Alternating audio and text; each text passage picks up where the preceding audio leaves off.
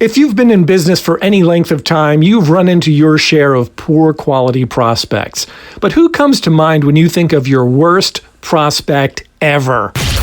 Increase sales, improve margins, and grow your business. Guaranteed. TopSecrets.com. Ladies and gentlemen, David Blaze. Hi, and welcome to the podcast. No matter what business you're in, there are people who are qualified to do business with you, and there are people who are just not qualified at all. And sometimes it's hard to tell the difference. So we end up wasting enormous amounts of time trying to convince or persuade poor quality prospects to do business with us.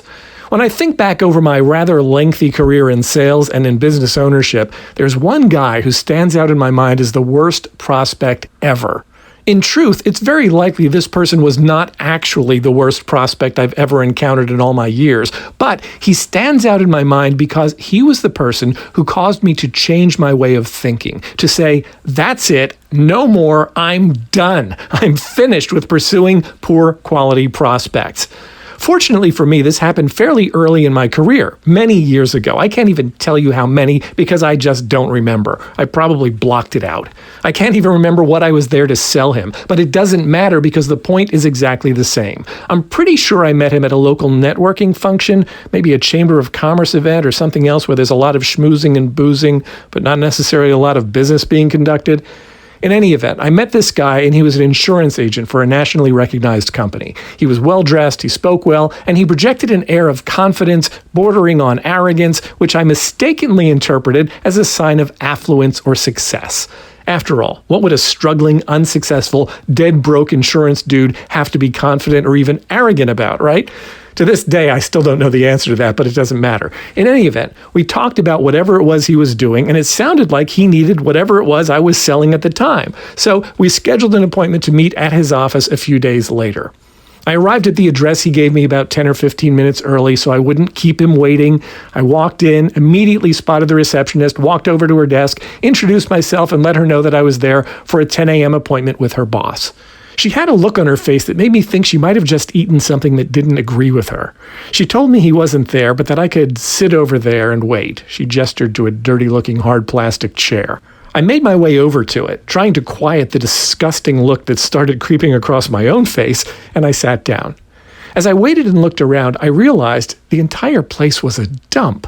The neighborhood was fine, but the way he kept his office made it clear that he just didn't care. And her attitude indicated that his receptionist shared his apathy.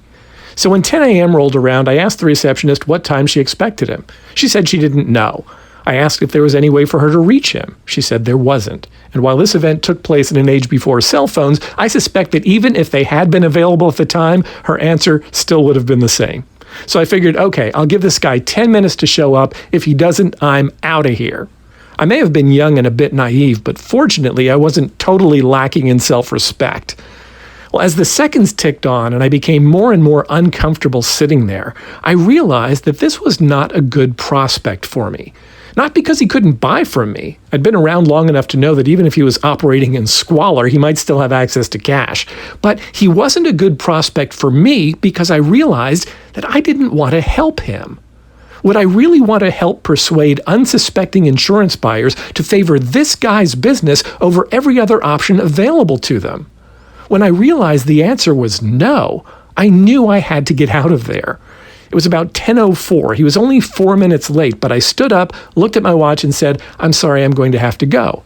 She said, "Well, he'll probably be in shortly if he knows he's supposed to be meeting with you," now completely forgetting the fact that just moments before she told me she had no idea when he'd be in and she had no way to reach him.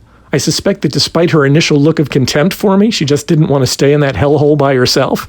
But I excused myself nonetheless and made my way to the door. "Do you want to leave a card for him?" she asked. "No, that's okay, thanks," I said. And with that, I was out the door.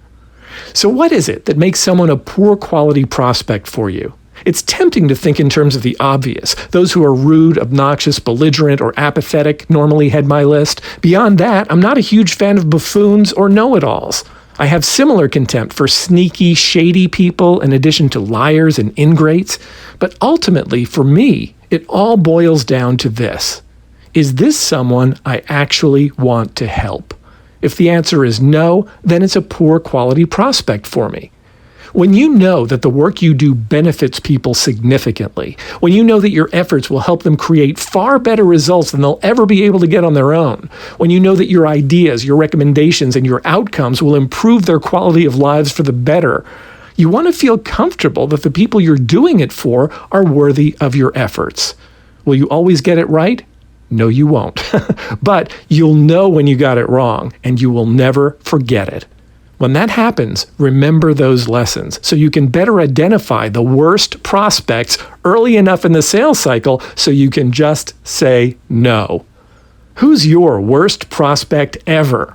Feel free to share your feedback on this episode and your own story of your worst prospect ever at topsecrets.com/worstever. Topsecrets.com. If you're tired of flat or declining sales and losing business to your competitors, be sure to check out my latest web presentation entitled Programming Clients to Choose You. Who are your very best prospects currently programmed to buy from? Is it you or someone else?